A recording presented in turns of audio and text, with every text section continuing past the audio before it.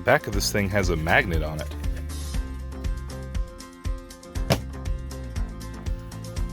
Of course, I'll throw a screw on there just in case. That's your return sensor.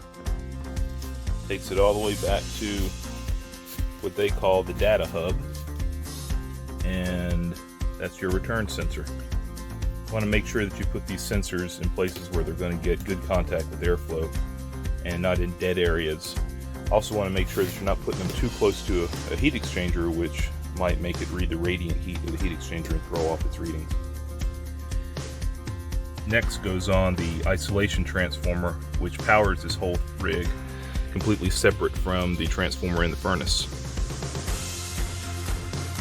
So this is a current transformer, which will sense that the blower is running and devices are running, and give some feedback back to the controller for verification. Pretty cool. So here are your refrigerant line clamps. That little sensor comes with a little rubber clamp, and you cable tie it to the pipe. That's your liquid line, and your suction line goes on in a similar way. So here's everything hooked up. Got your return sensor, your data hub, suction and liquid line sensors, got all your cables, your connections that monitor what your thermostat, or in this case the zone module, is calling. Got a current transformer, have an isolation power transformer, and then as we continue over here, your supply sensor.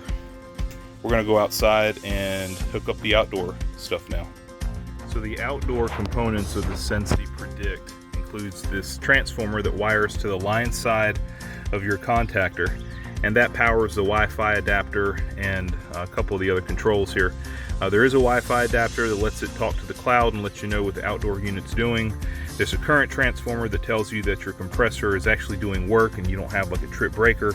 And then you've got some control wires which monitor the call for cooling. So here's the Sensi system all installed, connected to their Wi-Fi, and currently taking readings.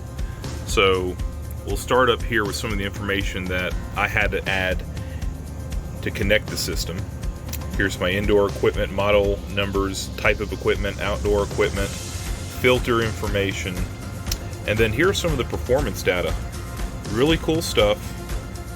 You can look at your current temperature split, all your temperature sensors.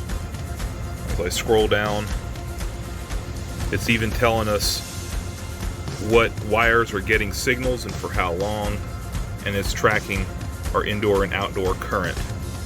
Really good data, historical data here. I'm really impressed with this so far. It was a little bit of a learning curve getting everything connected, but now that I figured it out and watched all the training videos, I think it'll go a lot easier next time. But so far, a win for Emerson.